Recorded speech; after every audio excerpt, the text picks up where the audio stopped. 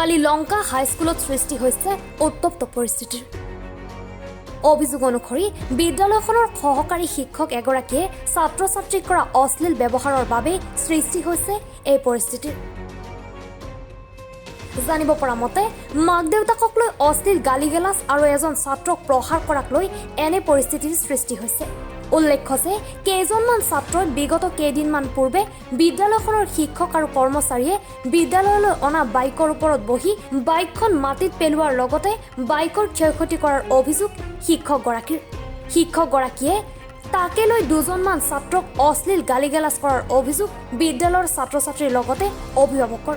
পৰৱৰ্তী সময়ত ছাত্ৰ ছাত্ৰীসকলে লংকা আৰক্ষী থানাত ঘটনা সন্দৰ্ভত জনোৱাত ঘটনাস্থলীত উপস্থিত হয় আৰক্ষী মই মানে আজি ধৰ্মানন্দৰ বাইকত বহিছিলোঁ পিছত মানে বহি আছিলোঁ সাগৰ ছাৰ এইপিনে গৈছে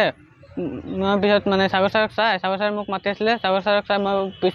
পিছপিনে গুচি গৈছিলোঁ মই ভাবিছোঁ মাৰিব বুলি এনেকৈ পিছপিনে গুচি গৈছিলোঁ পিছত মই তাত লুকাই আছিলোঁ পিছত ছাৰে কয় এইটো বাইকত বহাৰ কাৰণে আমাৰ স্কুলৰ চকীদাৰ অঁ কালি মানে ছাৰৰ বাইক ভাঙিছে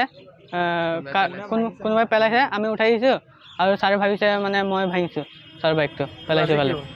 আজি এইটো কাৰণে মানে মই এইপিনে গৈ লুকাই আছিলোঁ পিছত ছাৰে মানে মোক উল্টা পুল্টা গালি দি আছে যে মই কুকুৰৰ পোৱালি তাক সুধিম তোৰ দেউতাৰ বাইক নেকি কিবা হ'লে ভৰি দিব নেকি মই যোনপিনে ওলাইছোঁ সেইপিনে সোমাই দিব এনেকুৱা বুলি কৈ আছে ছাৰে আগে পিছে এইবিলাক কথা পাতি থাকে বহুত কয় চবকে কৈ থাকে চবক কৈ থাকে চোৰৰ বাচ্চা কুকুৰৰ পোৱালি কৈ থাকে অঁ পিছত মই ইয়াত সাগৰ চাহা মই যেতিয়া ইয়াত আহিছোঁ সাগৰ ছাৰ আহিছে ক'ৰবাৰ পৰা পিছত সাগৰ ছাৰে মোক ধৰিছে মাৰিছে চৰ এটা মাৰিছে পিছত মই কৈছোঁ আপুনি যে এনেকৈ কৈ থাকে মোৰ মা দেউতাৰ কথা কিয় ক'ব আপোনাৰ অধিকাৰ কোন দিছে পিছত মোক কয় কি তই মোক অধিকাৰ শিকাব আহিছে এনেকৈ চৰ মাৰিছে একচুৱেলি ঘটনা একো নাই ঘটনা ল'ৰা ছোৱালী কিয় ইমানখিনি ডাঙৰ কৰি তুলিলে মই নাজানো আমাৰ 2-3 দিন ধৰি বিভিন্নজনৰ বাইকবোৰ ভাঙি আছে ল'ৰা ছোৱালীয়ে সিহঁতৰ উদ্ভণ্ডালি আজিকালি অলপ বেছি বাঢ়ি গৈছে তো আজি এটা ল'ৰাক বাইকত বহা দেখি মই তাক মাতিলোঁ সি দৌৰি পলাই গ'ল তো পিছত মই দেখিলোঁ ল'ৰাটোক মই চিনি পালোঁ ভাৰ্গৱ বুলি সি মোৰ ওচৰত অহাহেঁতেন তাক হয়তো কৈ দিলোঁ হয় যে এই কেইদিনমান ধৰি বাইকবোৰ ভাঙি আছে তই কিয় বাইকত বহিছ কি নাহাৰ কাৰণে মোৰো খং উঠিল মই কথা এটা কৈছোঁ যে মা দেউতাই স্কুলত পঠাই ভালদৰে লেখা পঢ়া কৰিবলৈ তহঁতি যদি ইমান উদ্ভণ্ডালি কৰ ইমান যদি গৰু ছাগলীৰ দৰে উদ্ভণ্ডালি কৰ তেতিয়াহ'লে লেখা পঢ়া কেনেকৈ শিকিবি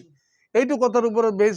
কৰি ইয়াৰ পিছত মই এইখিনি কৈ মই ঘৰলৈ গুচি গ'লোঁ হঠাৎ দেখিলোঁ টিফিনৰ পিছত এগাল ল'ৰা ছোৱালী মোৰ নামত বিভিন্ন ধৰণৰ কথা উঠাই আছে ৰিপৰ্টাৰ মাতিলে এতিয়া ঘটনাটো হ'ল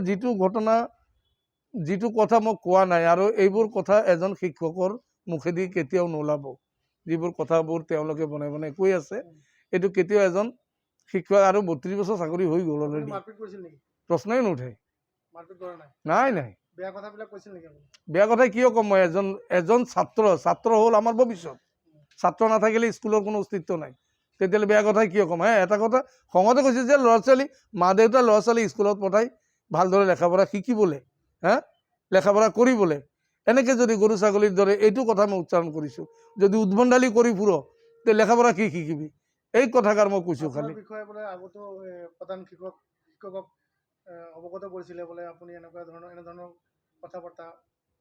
কথা বতৰাটো নহয় শাসন মই কৰোঁ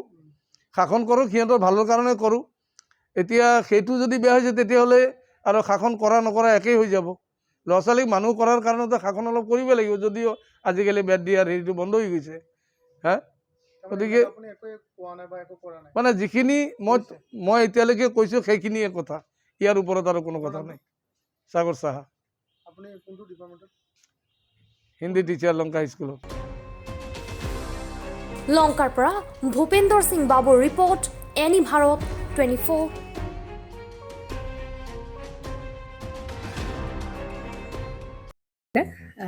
জুবিন গাৰ্গৰ গীতসমূহৰ ওপৰত আধাৰিত গানে কি আনে নামৰ এটা সুন্দৰ অনুষ্ঠান আপোনালোকৰ ওচৰলৈ আহি আছে অতি শীঘ্ৰে অহা 15 আগষ্টৰ পৰা ধেমাজিৰ পৰা প্ৰথম অডিশ্যন আৰম্ভ হ'ব আৰু সেই অডিশ্যনৰ যোগেদি বিভিন্ন কণ্ঠশিল্পীসকলে যিসকলে এই অনুষ্ঠানত যোগদান কৰিব বিচাৰে তেওঁলোকে এই অডিশ্যনৰ যোগেদি আগবাঢ়ি আহক আৰু জুবিন গাৰ্গৰ বহুত ভাল লগা গান আমি সদায় শুনি আহোঁ আৰু আপোনালোকৰ যদি ভাল লগা গান থাকে জুবিন গাৰ্গৰ আপোনালোকে গাই ভাল পায় তেন্তে অডিশ্যনত যোগদান কৰক। মোৰ ফালৰ পৰা আন্তৰিক শুভকামনা থাকিল এই সম্পূৰ্ণ অনুষ্ঠানটোলৈ। ধন্যবাদ।